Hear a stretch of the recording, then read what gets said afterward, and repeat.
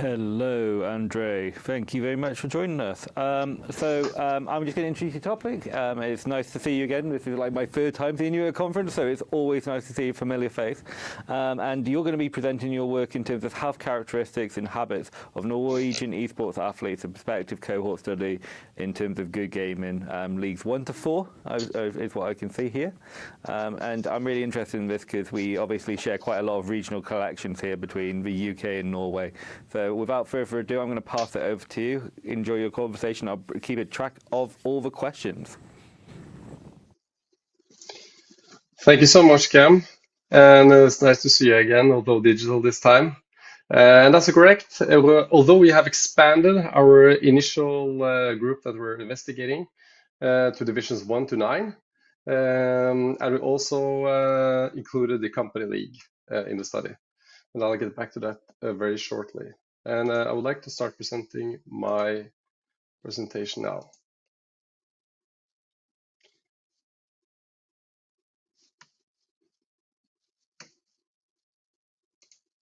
I just have to do the presenter mode first, sorry.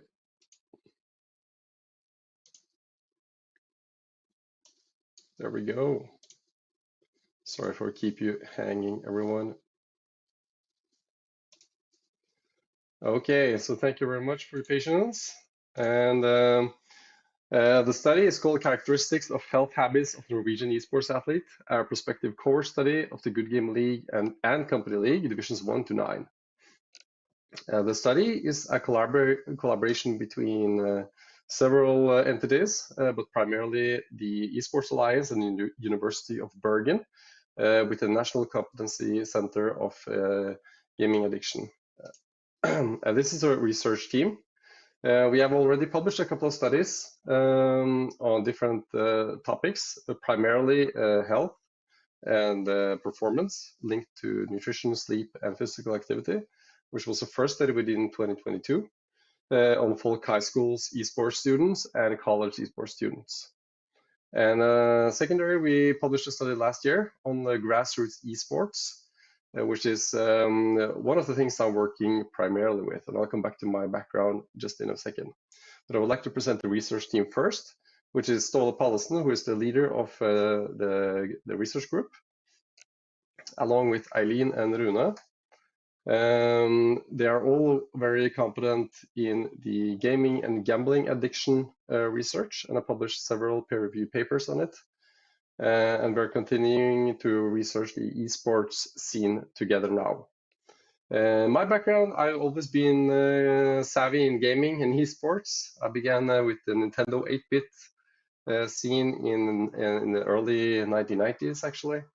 And it fast grew into an esports more or less career in the early 2000s, where I played, at that time, professional Counter-Strike 1.6 for one of the best teams in Norway. So I've been like the whole journey through as a gamer and up to as an esports athlete as well. And that has really triggered my interest in working more with esports, both as the CEO of the Grassroots Esports Alliance in Norway, where I am trying to facilitate the offerings that the sports clubs have with esports, as well as other research projects, as I've just mentioned now, on the health scene as well in esports. My academic background is a master's degree in nutrition from the University of Oslo, and I've worked 8 years at the Norwegian Olympic and Paralympic Committee in the nutrition department, helping Olympic level athletes and national level athletes with their nutrition. So along with that, I started my company Gamers Performance, which is primarily focused on education in esports, primarily in schools, talking about nutritional and lifestyle topics for gamers and esports athletes. So I'm very lucky, and I want to thank you so much for having me as well as a presenter at this year's conference. And I really enjoy using my hobby as my work as well. So yeah, if you have any questions, feel free to use my contact info at the last slide of this presentation. So let's jump right into the study. The background for the study is, I would say, it has several layers for us. As I just mentioned, the research team as well is focused on the gambling and gaming addiction part, which is a part of this current study we're doing. But it's also connected to the broader environment, and we see that gaming and esports is very popular in kids today. So it was like 20 years ago when I was competing myself, it was more niche. Now it's more mainstream. And we can see from the national report from the Norwegian Media Authority that more or less 9 out of 10 children between 9 and 18 years, they play. They are doing gaming, not esports, but gaming in general. And that can be like mobile gaming, computer gaming, console gaming, and everything in between. But it really tells us or describes a picture that gaming is becoming something for everyone, and it's very accessible. And we can see in the grassroots scene as well that when I began working as the CEO of the Grassroots Esports Alliance, only 20 to 30 sports clubs were involved with esports, similar to like soccer, handball, ice hockey, and other sports. But now in 2025, we have over 150 sports clubs in Norway that are offering esports. And that's like the traditional esports and not the I would say the sports simulation activities. So that comes on top of this number as well. So the different federations in Norway offer this as well under their umbrella. So that's I would say a large popularity in Norway in general for esports and sports simulation. And so why do we actually want to focus on health research in esports in general? I would like to talk about a case example that some of you viewers might even know already. But this is a picture of Yuzi, who is one of the best AD carries in League of Legends for a long period of time. Unfortunately, this is a quote from himself. It is, as a result of staying up late for years, a fatty diet, and being under insurmountable stress, last year I found out that I was type 2 diabetic. I think it describes a picture in esports that is currently a bit under investigated and that should be investigated more. And it's the premise sort of this study we're doing now. And it's to investigate the frequency and descriptives of what is the nutritional habits of the esports players that are actively participating in organized esports leagues. So that's what we're doing with the Good Game League, which is the national largest league in Norway, with close to 3,000 players in the regular Good Game League. And you can top that with another 1,500 players if you account in the company league as well. So close to 4,000 to 5,000 Norwegian players in these two leagues. So the theoretical background is sort of what I've talked about with the nutritional aspect, using UC as an example, with suboptimal dietary patterns, which could lead to non-communicable diseases like diabetes, metabolic syndrome, and so on. And there are very few studies when you compare to traditional sports in esports that looks at all these health and performance metrics of the players. So there are concerns about like the general sedentary lifestyle of esports athletes, and I would also maybe pull it even further to talk about the regular gamers that are not actually competing in esports in professional leagues, but that are just excessively gaming perhaps. And there are other concerns as well, like suboptimal body composition and low lean body mass as well.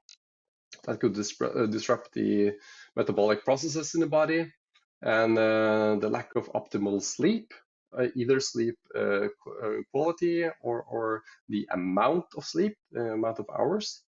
And the consumption of frequent energy drinks, which we disclosed in our first study from esports students in folk high schools and colleges, and the suboptimal fruit intake and vegetable intake, and in general, suboptimal dietary patterns. So going to the research question of our study is what kind of lifestyle do national level esports athletes lead? And to what extent is competitive level in esports associated with health status and health related behaviors? To what extent do esports athletes adhere to national and international guidelines for sleep, nutrition, and physical activity? And finally, how do health and lifestyle habits evolve over the course of a year of national level esports competition? So these are the questions that will drive the study, and which we have connected appropriate instruments to the study as well. So there's a small error in this slide of the presentation. The sample size is now been adjusted to about 4,000 participants in the Good Game League and the Company League. So the initial size of the Good Game League is about 2,500 participants, but we can add on the 1,500 as well from the Company League. We decided to include the Company League as well, as the population initially is not perceived to be very different. The only difference might lie in the age and occupational status, because you have to be part of a business, being an employee of a business, to participate in the Company League. The main games we're playing are PUBG, CS2, Valorant, Rocket League, and League of Legends. And we are doing the data collection now the spring 2025 and fall 2025. And as I will present just in a second, we're very close to achieving our target number of participants. And we have multiple questionnaires mapping like diet, physical activity, gaming, gambling, addiction, sleep, esports performance, PEDs, and more. So the study is quite vast and it takes a long time for the participants to do. And that's why we had to include the Company League as well, because we didn't achieve the target number within the time frame we had. And we are wanting to do this as a longitudinal study, so we can look at it from 1 year, for this year, until the next year, with the same type of participants. So we will do the study again and invite the participants that already have participated next year. Sorry. So the study impact is about improving health and performance in general. So we aim to identify key pain points on the health and performance within the Norwegian good game population. So we hope that these findings can lay the groundwork for targeted intervention studies, which we hopefully can follow up with in the future. And the preliminary insights per the 11th of November is that we're almost, we're close to 90% of recruiting the target we're hoping for, which is close to 400 participants. So we've been working very hard and cooperating with the Good Game League as well. So that means, unfortunately, I'm not going to present any statistical significant findings in this presentation, but I will do a short presentation on different study descriptives and frequencies, and some averages as well. And the themes I will present very fast is demographics, sleep routines, caffeine, toxicity, harassment, physical activity, and media usage and gaming habits. I've not included all themes, just as a disclosure. So the average age is actually 25.6 years out of the, I forgot to mention, almost 350 current participants of the study. And we see that almost 10% are female in the study. Most of them are single, which almost a half and half, which the other half have disclosed either being in a relationship, married, or just a partner. Going into the sleep here, I will just do a brief introduction of the tables, because I will use this table in some of the coming slides as well. In general, the greenest section in this slide is the responders responding that they totally approve on the topic. Like, for instance, sleep is important for my recovery. Most of the participants, almost 70%, agrees on this point. So I will not go through all of these points. You can read them and look at the presentation in retrospect in the future, but I will try to pick out some interesting findings. But remember, these are not statistically significant findings, just observations. So yeah, I would like to say that one point here is that I follow good sleep routines is, I would say, surprisingly reported that they are not following good sleep routines. With the answers there, it's almost close to being 70% that is disagreeing or more or less either not disagreeing or agreeing, which is quite a surprising amount. I would actually think that more people were, I would say, focused on achieving and having good sleep routines. And again, this is follow up with the next question. I never skimp on sleep, which is most actually agreeing, and that they actually do.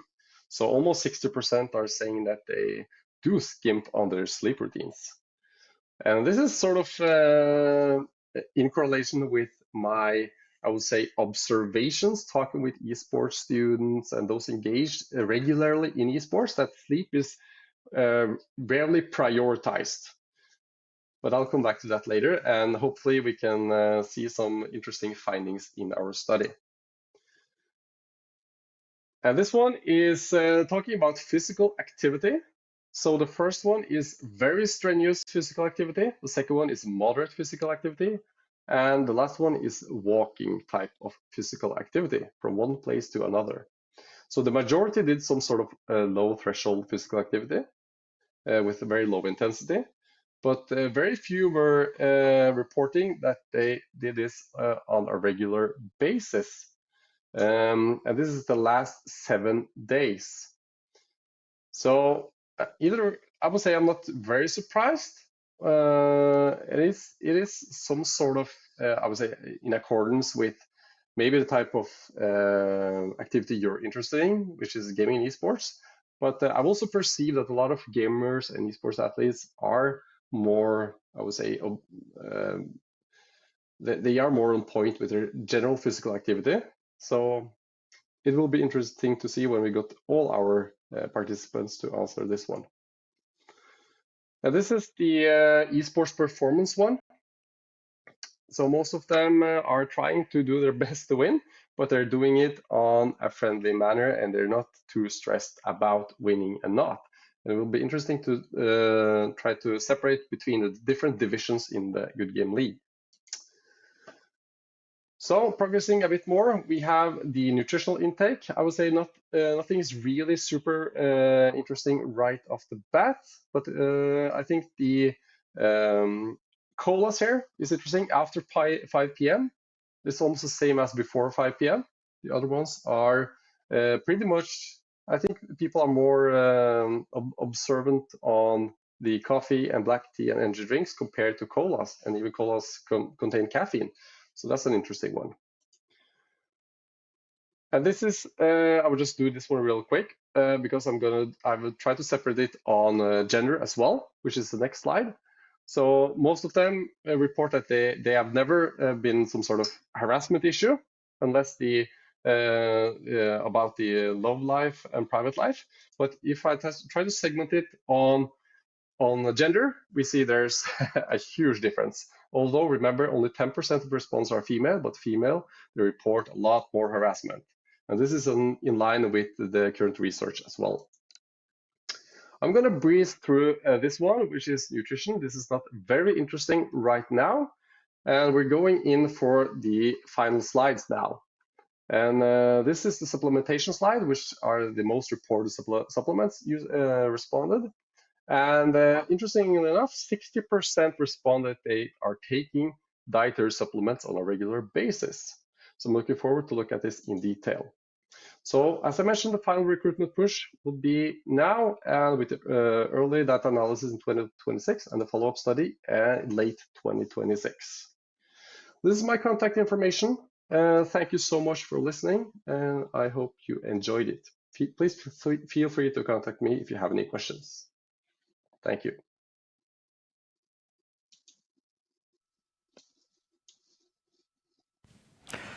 Amazing, André. So much data there. I'm really grateful that we've been able to look through that. So I've got a few questions myself, and I've got a question from Toby. I can't believe he's still awake at this point. It's 29 hours in, so go and get some sleep, Toby.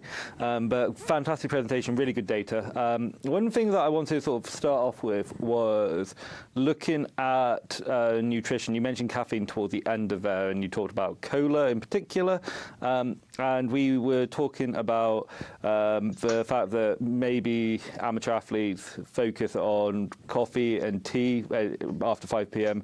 And not so much on stuff like cola or fizzy drinks that also has high levels of caffeine. We won't talk about energy drinks just yet, but I'm sure there'll be a few questions that we'll discuss at a later date on that. But do you think it's because of a lack of knowledge about caffeine within the general populace?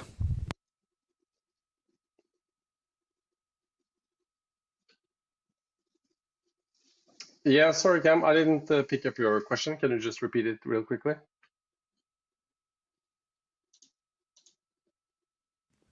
Yeah, no problem. So my question was, did you? We talked about caffeine, and we talked about coffee and tea being quite heavy in terms of people not drinking it after 5 p.m. But you mentioned Coca-Cola wasn't on that list, or fizzy drinks, I would say in general. I know Coke is the one that most people would probably associate with it. Do you think it's because of the lack of knowledge that amateur players have in relation to the levels of caffeine that we can see in fizzy drinks, especially Coca-Cola? Yeah, thank you, Cam. Yeah, 100%. I think it's a lot of competency development that we need to do in the esports population in general for nutrition, but also related to supplements. And that goes, I can take it further with like performance enhancing supplements as well, ergogenic aids. But cola, even though cola contains, I think it's 1/3 about the amount of caffeine per 100 milliliter compared to energy drinks. It still is caffeine, and that so many are frequently ingesting it during the evening. I think that might be related to some sort of knowledge gap, or it can be just a cultural thing or a habit thing, of course. But I do think, in my opinion, it's perceived less impactful than coffee and energy drink, which is rightfully so. But even though, if you are to optimize your sleep, abstinence of caffeine in general is the advised route to go.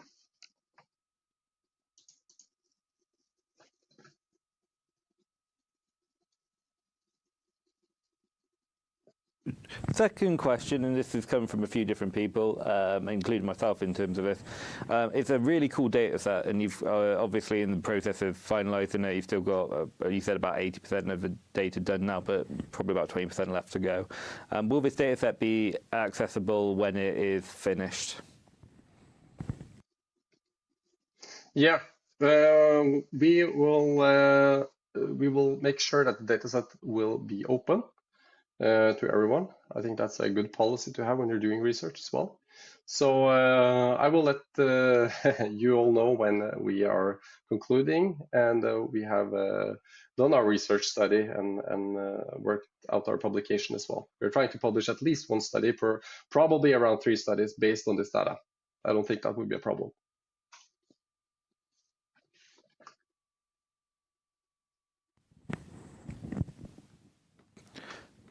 Fantastic. So the last thing in relation to this is, I'm just looking through the chat in relation to it. We talk about a lot of people are mentioning they're not very good at sleeping. I think that's just a reoccurring thing. I'm definitely calling out Toby on this one because he definitely was up most of the night dealing with it. Yeah, I think it's something that we see a lot more within amateur players and, say, tier 1, tier 2 players, where it becomes a big force of their training regime to be much more aware of their sleep and making sure they get a good amount of sleep. So I'll ask your sort of viewpoints on that now. Do you think there's less of a focus for amateur players to focus on sleep because it's fitting around other responsibilities like jobs, school, etc.? And then after that, I will say thank you very much and have a wonderful day. Thank you for the last question. Yeah, I really do think that amateur players are less focused on their sleep pattern and their sleep quality and quantity, of course, because pro players are more, they are contracted, of course, and that's their main job. And in my perception, they're more focused on all these aspects like nutrition, sleep, and physical activity, and they have the supporting frame of it as well. But that could only be, I don't know all professional teams, but maybe that's like the top 10 teams in the world in the different esports. But they're more obligated, of course. And when you're not obligated, I think it's easier to skimp on these kind of things. And you don't see the necessity, because you can manage your business, but you can't manage your professional esports career when you skip on these things. So that's just my perception, but I have no data to back it up. Thank you.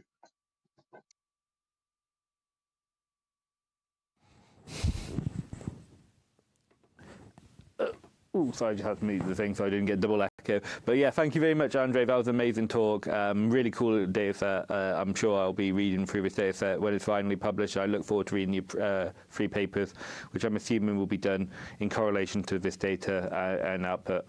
There is some questions in the chat that you may want to look over after this talk and answer them if you will, because there's quite a few different things that have come up in relation to it, but those are the 3 questions that I was able to see.